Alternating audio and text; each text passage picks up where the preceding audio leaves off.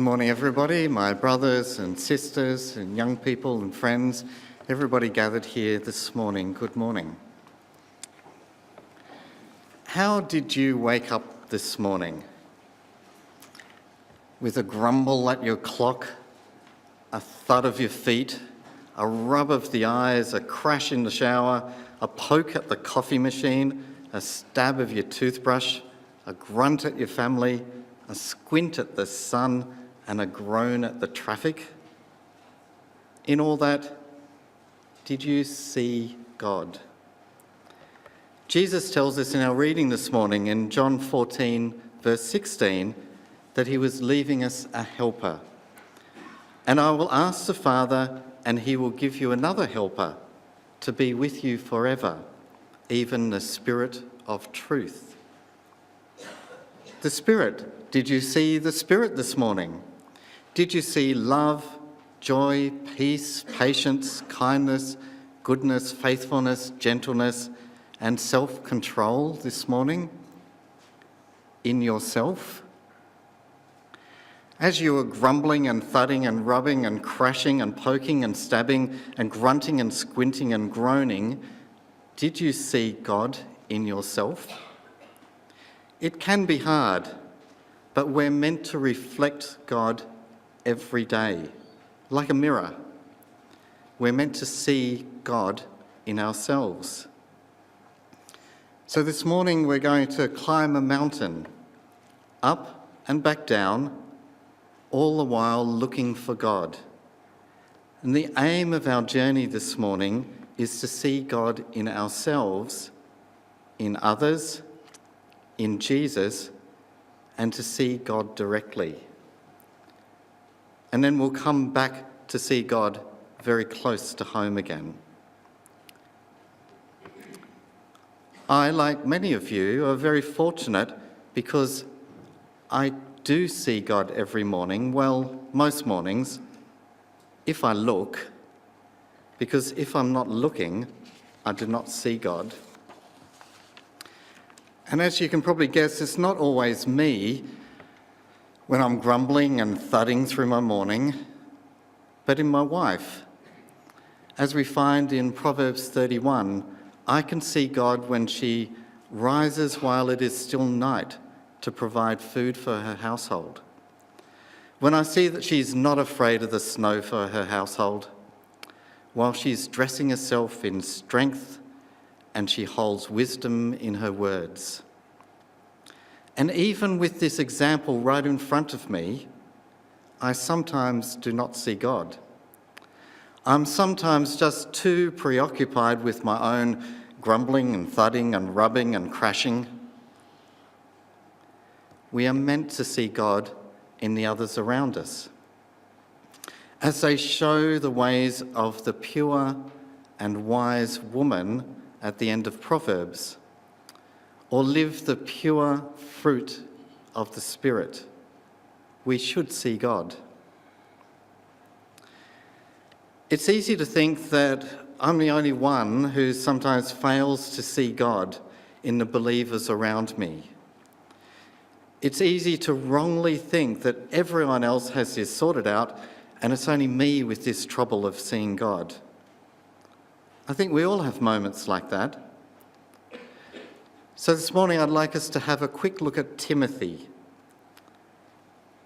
We know Paul's first letter to Timothy was all about instructions about how a young man can keep an ecclesia working. The second letter to me is much more exhortational. So let's go to 2 Timothy chapter 1. In verse 3, I thank God whom I serve, as did my ancestors, with a clear conscience, as I remember you constantly in my prayers day and night. That's really lovely of Paul. Paul thinks of Timothy every day. But we get a bit of a clue in the next couple of verses that Paul may not be praying for Timothy because everything's going really, really well. Rather, maybe Timothy was struggling a little bit. Verse 4, as I remember your tears And in verse 5, I am reminded of your sincere faith, just like your mothers and your grandmothers. And in verse 7, for God gave us a spirit not of fear, but of power and love and self-control. Therefore, do not be ashamed of the testimony of our Lord, nor of me as his prisoner. Do not fear, do not be ashamed. Timothy, I know you're struggling a bit. You cannot see God as you did before. You need to, in verse 6, fan into flame the gift of God. Imagine that. Timothy. When you think of Timothy, you think of faithful and energetic and organised and strong and wise beyond his years, loving and peaceful. Our pure Timothy. This Timothy had times in his life where he struggled to see God. In the next chapter, in verse 22, so flee youthful passions and pursue righteousness, faith, love and peace, along with those who call on the Lord from a pure heart. Keep your heart pure, Timothy, and see God. Paul, I believe, taps into everything that may motivate Timothy back to his energetic self. From 1 Timothy 1 verse 3 that we just read, Paul reminds him that others are praying for him. Paul acknowledges that his struggles are real. He recalls better times. He reminds him of his family support. He encourages Timothy to use his skills. Paul strengthens him with key words of meaning for Timothy: power, love, self-control. And all of that just in 4 verses. And the rest of the letter builds on these thoughts. You can see God clearly again, Timothy. And I, your brother Paul, am here to help. Oh, and Lois, and Eunice, and Onesiphorus, and Eratus, and Trophimus, and Prisca, and Aquila, and Eubulus, and Pudens, and Linus, and all the others. And the Lord be with your spirit. Timothy, you're not alone. All of those people you know are looking to God as well. We are all trying to keep our hearts pure. Believe it or not, even the disciples of our Lord Jesus Christ did not see God all the time, even with Jesus right in front of them. Their vision was sometimes clouded by their own morning behaviour of crashing, poking, stabbing and squinting. In the closing hours of Jesus' ministry, Jesus tells us in John chapter 13 that we shall be known by the love we have for each other. John 13, verse 34. A new commandment I give to you, that you love one another. Just as I have loved you, you also are to love one another. By this, all people will know that you are my disciples, if you have love for one another. A wonderful statement of comfort that comes straight after Jesus talking a little cryptically about his death and mentions that he will be glorified. And if Jesus is glorified, then God is glorified. Whatever happens to Jesus happens to God. If one is glorified, then the other is glorified also. And this actually becomes a major theme over the next couple of chapters. This lofty theme of Jesus and God being one, which culminates in the wonderful prayer of John chapter 17, where Jesus prays that we also will be one with Jesus and with God. And in these few chapters, Jesus leaves us with our individuality, but adds unity with himself and with God. We can truly have a pure heart. Jesus tells us how to see God. And while Jesus is trying to expand on this lofty theme of unity with God and with each other, he's first sidetracked by Peter. Peter's not really picked up on this theme of seeing God and becoming one with Jesus. He goes rogue and claims that no matter what, he will always follow Jesus. Rather than the focus being on Jesus, he makes the focus on himself, Peter. He's obscured his own view of God with himself. We know how it all turned out for Peter. We know the pain and the misery he went through at his denial of Christ. But it wasn't just Peter that had difficulty seeing God at that time. In today's reading, chapter 14, Thomas plucks up the courage to ask Jesus a question. Jesus had just told him where he was going. They could not follow. Back in 13, verse 33, "Little children, yet a little while I am with you. You will seek me, and just as I said to the Jews, so now I say to you, where I am going, you cannot come." And then at the start of chapter 14, Jesus gives us a tantalising glimpse into where he is going. He's going to get a house ready. And Thomas asks the question, "We don't know where this is. How can we find the way?" And Jesus answers in verse 6. Jesus says to him, "I am the way, the truth, and the life. No one comes to the Father except through me. If you had known me, you would have known my Father also. From now on, you do know him and have seen him." I think Thomas would have been a little bit confused by this answer. This was no road he'd ever heard of. The answer to Thomas's where question was a how answer. You come to the Father through Jesus. If you know Jesus, you know the Father. From now on, you do not know him, that is God. You do know him, that is God, and have seen him. You have seen God, Peter. Thomas, just stop. Peter, it's not about you, it's about seeing God. Thomas, remove your concrete thinking. A place doesn't have to be a building. A pathway can be a person. Truth and life can be me. Look and see God.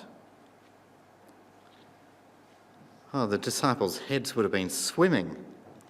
So Philip, picking up on all of this, but not quite understanding, brings a pragmatic tone to the discussion and asks in verse 8, "Lord, show us the Father, and it is enough for us." And Jesus answers him, "Have I been with you so long, and you still do not know me, Philip? Whoever has seen me has seen the Father." Philip, Thomas, Peter, all of them had seen God directly. Yet right now, right before Jesus was about to die, they were confused, a little frightened, and desperately looking for easy things to understand. They could not see God, even though Jesus was standing right in front of them. Of course, they'd seen God before. For example, when Jesus asked them who he thought he was, Peter, without a moment's hesitation, proclaimed, "Jesus is the Christ, the Son of God." Oh yes, the disciples had seen God in Jesus very clearly, many times over. But right now, after the Last Supper, and before going out into the garden, they were struggling. And Jesus carefully, lovingly, patiently opens their eyes. Whoever has seen me has seen the Father. And in verse 23, if anyone loves me, he will keep my word, and my Father will love him, and we will come to him and make our home with him. Home. Jesus wraps his confused disciples in images of comfort and warmth and love and home. You will see God in his home. And of course, Jesus uses the image of a large house with many rooms and his home quite a lot in chapters 13 and 14. But what sort of home is it? Is it a palace like we're introduced to in Exodus chapter 24? Or is it more like an outdoor shelter? Or is it something in between? So, tell me again. Please, Grandpa, tell me again. Little Reuben sat, well, jiggled really on the mat at the feet of his grandpa. You don't want to hear that old story again, says Grandpa with a twinkle in his eye. It was Reuben's favourite story, the day Grandpa had dinner with God. God had given us an invitation, you know. Reuben settled a little on the cane and scarlet map. The flap of the tent went unnoticed as Grandpa began the story. Reuben could have recited it, but it was always better from Grandpa. God said to Moses to bring his brother and two of his sons and the 70 elders. Reuben smiled. Grandpa was certainly elder material. White hair, gnarly hands and wrinkled skin, especially round his eyes when he laughed. It was so many years ago, and Grandpa was an elder then and an even older elder now. An invitation from God to go up the burning, exploding mountain. Exodus 24. Up and up they went, Moses at the lead, their staffs clicking against the flint and the stones wobbling under their feet. Surrounded by cloud and darkness and lightning and fire, on they went. Were you scared, Grandpa? Reuben could never believe anyone could walk up a mountain which was on fire. Not one bit, my child.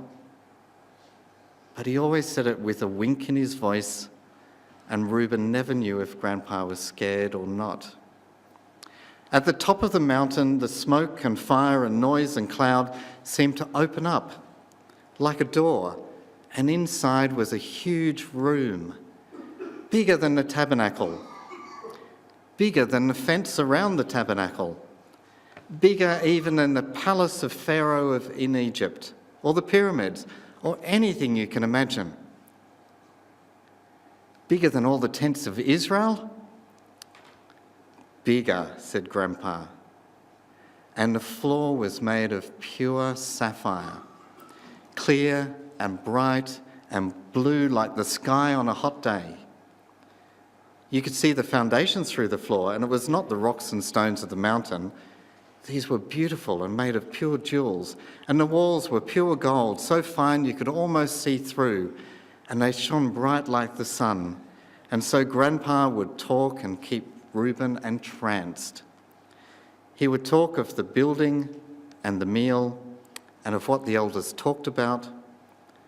And Reuben's most favourite part, Grandpa saw God. But you can't see God and live, Reuben would say. But I did, would always be the reply. You need to see God every day, Reuben. That was the lesson. You need to journey through fire and cloud and noise and lightning and up the side of a mountain. And why?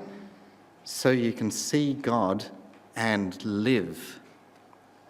God in his palace, the place Jesus was planning to go and prepare for us. The place Jesus tells us about at the end of Revelation. We are invited to see God and live with God in his palace.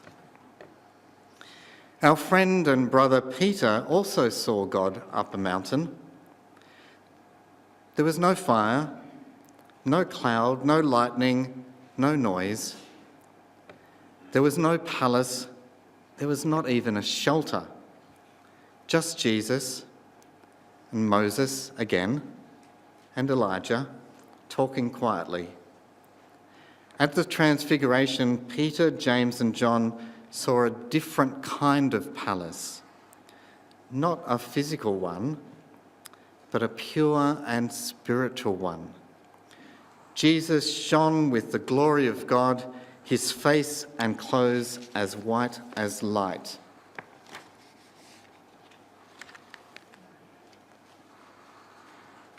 Back in John chapters 13 and 14, Jesus was trying to tell his disciples all these things.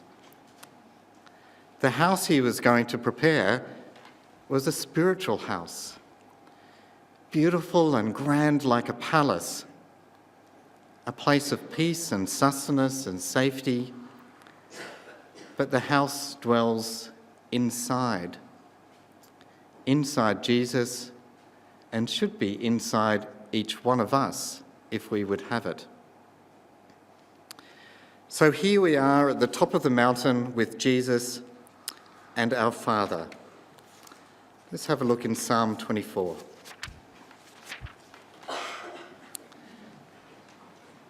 Psalm 24, verse 3.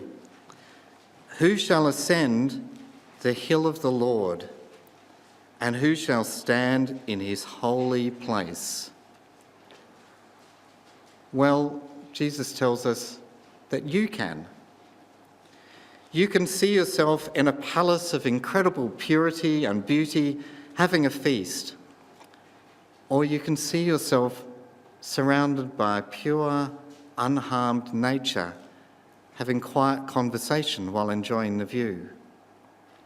In both mountaintop scenes, we are with Jesus, who is reflecting the glory of God. Verse 4, he who has clean hands and a pure heart, who does not lift up his soul to what is false and does not swear deceitfully. He will receive blessing from the Lord and righteousness from the God of his salvation. Our pure heart will lead us to see the face of God. Verse 6, such is the generation of those who seek him, who seek the face of God of Jacob. We can see the face of God. And David again in Psalm 18 has a very important perspective on all of this. So important that this psalm is recorded almost in identical form in two places, in 2 Samuel 22 and here in Psalm 18. Psalm 18, verse 25.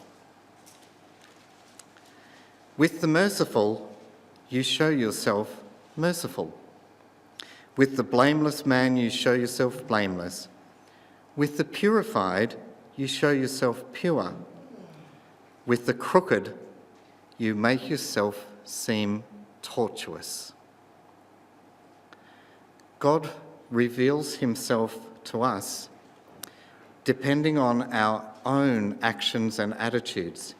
If you're merciful, then God shows himself to be merciful. If you're pure, you will see the purity in God. If you are crooked, you will see God as tortuous, difficult, and convoluted. We can see the many wonderful facets of God and live, but only if that's what you're looking for. If you ever start seeing God as crooked or perverse, take a step back and look at yourself. If you recalibrate, you will see God differently again. In practical terms, to see God as loving, you need to show love. As peaceful, you need to be peaceful. As patient, you need to be patient. As kind, you need to be kind. Same with goodness and faithfulness and gentleness and self-control. In fact, the Spirit fruits describe God perfectly. For us to see God, we need to show all these attributes of the Spirit, just as Jesus did. So Paul recognises that may seem a bit daunting at times, which is why he brings it down a level and tells us on 2 occasions in 1 Corinthians to imitate him, because he imitates Christ. Paul doesn't claim perfection, but maybe he's someone we can relate to. Remember, even Peter and the disciples had trouble with all of this at times. And sometimes even Paul can seem quite a high bar to reach, which is why we can see God in each other as well. James tells us that religion that is pure and undefiled before God and the Father is this: to visit orphans and widows in their affliction. Seeing the kindness and gentleness in our brothers and sisters around us is the same as seeing God as kind or gentle. And you know what? These acts don't have to be big. In fact, some of the most memorable or most profound moments of seeing God in each other can actually be really simple. So I'd like to share one personal moment. Our chairman today, Brother Andrew, some years ago, and he's probably even forgotten about this, was performing the very same role he was doing today, but it was shortly after my own father died. And from the platform, he made a few simple, loving, kind, and gentle comments about him. And in those few words, I saw God. How to show kindness in a sentence.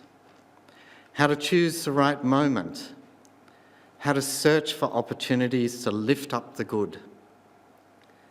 And those words are still having an impact today. So thank you, Andrew. Which now brings us back down the journey of our mountain to seeing God in ourselves. We started today with the question of whether we are seeing God in ourselves, and then moved on a journey up a mountain to see God in those around us. Then on to the faithful disciples, Paul and Timothy, and then the disciples who physically saw Jesus. And then further up the mountain again into God's palaces, the 2 different palaces. And now we're back with the bread and wine before us to examine ourselves. Do we see God?